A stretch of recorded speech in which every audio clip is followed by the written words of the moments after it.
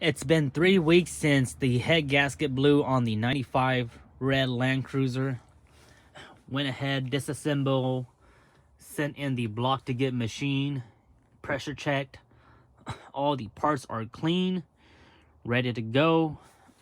Lower oil pan, exhaust manifold.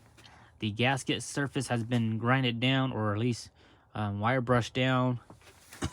Air filter has been clean and ready to go. Everything's all nice and clean. Upper intake manifold, timing cover. We'll be using green coolant, just regular pre-stone coolant. And as far as oil choice go, we're gonna be using just regular SuperTech Wally World 530. I use this on all my vehicle and they work fine. I like to change it around 3,000 to 4,000 miles intervals. Today we're gonna be receiving our timing chain kit from Toyota, so I'll show you guys what those look like and what all that parts entail. So almost to completion. We also do have our head gasket parts already, all the head gasket and stuff for that, but we cannot install the head until we install the timing chain. Airbox nice and clean.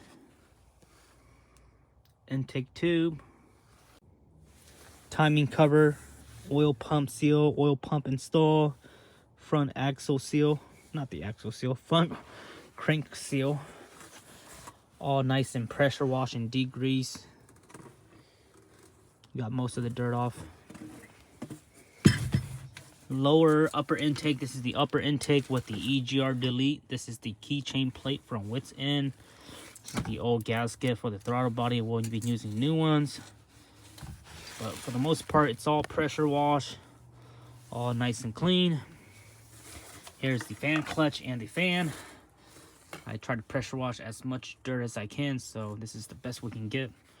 I might go again this weekend and get the rest of the residue off. Use some elbow grease.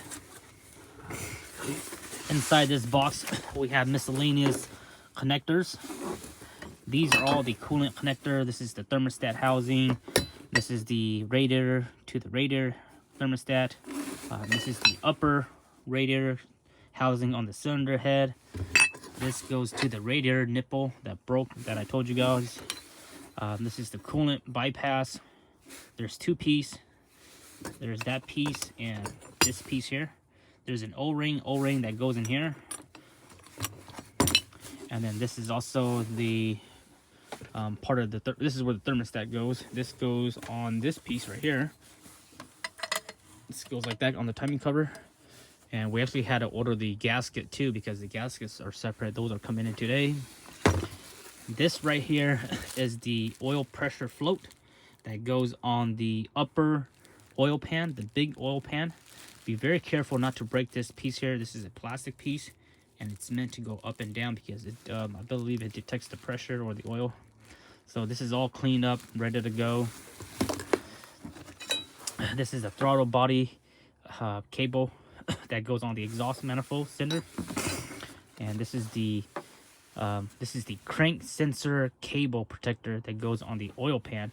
This protects the cable. And then this right here, these right here are the fuel injector, nicely cleaned up with new O-rings and rubber gaskets and all that stuff. So that's this little box right here. For me, it's really important when I fix my vehicles. I have a really strict rule. I like to keep everything nice and clean when I fully disassemble. I like to keep everything organized.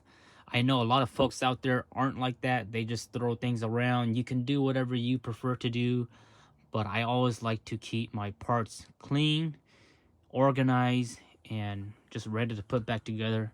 Some people, if they were doing this job, they wouldn't take the time to clean all these metal parts. I actually, if you guys can tell, not if you guys can tell, but these parts have all been clear coat along with my valve cover. But some people, I know the past person that did the head gasket job, I know they went and reused the O-rings and all the gaskets that should have been replaced, because they also added RTV, which you're not supposed to do. So it's always a good general rule when you're fixing your rigs, take care of them, go the extra yard, and clean them and prep them. It makes the installation so much easier, and it makes it more reliable versus just half-assing it. Beneath the cover, this is the cylinder head. I already showed you guys this. The cylinder head is all ready to go. All these studs are implanted and all that stuff. I'm not going to show you guys this because I already did on my other video. It's sitting on styrofoam right now, so you always want to make sure that when you lay your cylinder down, the bottom where the valves are, you don't want it to be on any hard surface. Put a towel, cardboard, or something nice and soft. The first oil pan, I already showed you guys that. Went ahead and degrease it, pressure wash it, and just got it really nice and clean. Went ahead and wire brush where the old gasket used to be. Some people told me to paint this with high rated paint, but I'm just gonna leave it the way it is with bare metal, and then we'll go ahead and use black RTV. These right here are the exhaust manifold. Went ahead and cleaned them up, and then you can see how shiny they are.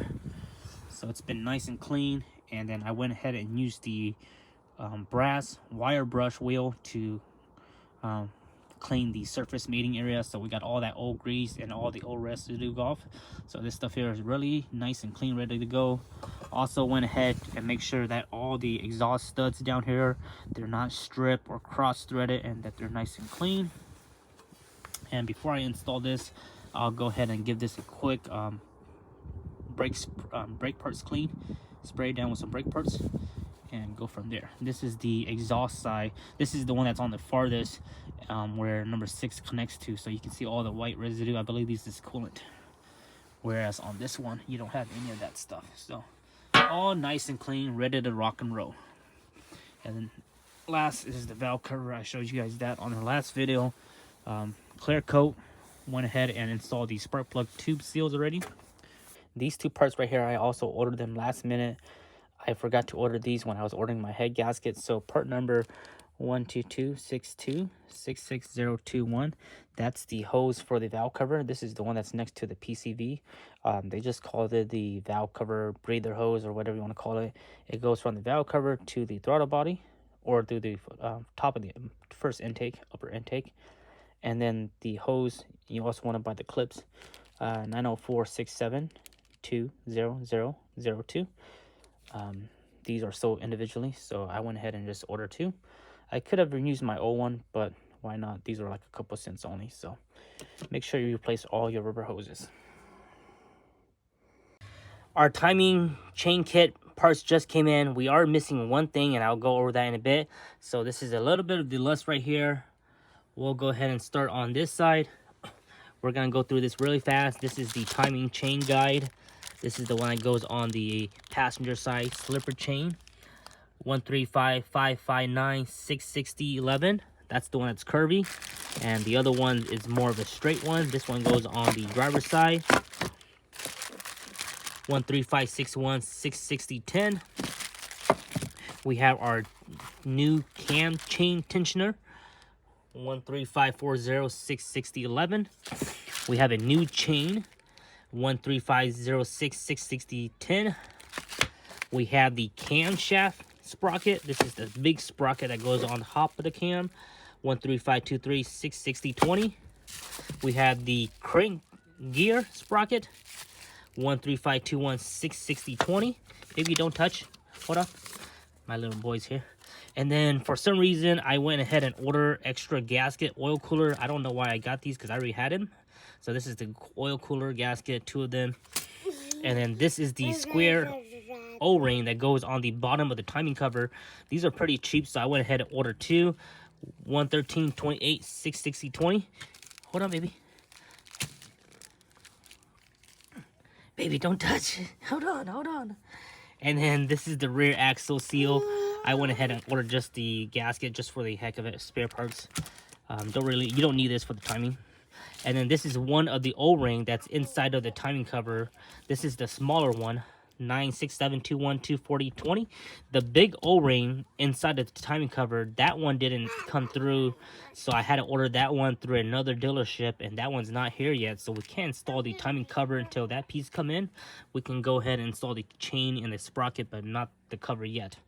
And then the oil strainer, I forgot where this goes to. I think this goes to the pickup tube, the oil pickup tube, but I ordered it for a reason. So this one is 15147-660-20. And then I ordered 2 of these just for spare. This is the coolant gasket, the one that's on the side that attached to the timing cover. That's 161966020. So that's it for the timing chain, except for the bigger O-ring that we don't have yet that goes inside of the timing cover. Once that comes in, then we can go ahead and finalize the timing cover. But so far right now, the only thing that we're going to be able to install is just the cam, the guide, the chain, and then after that we can slap on the cover and then do the oil pants. So the rest of that one last O-ring should be here hopefully this week. So let me know if you guys have any questions.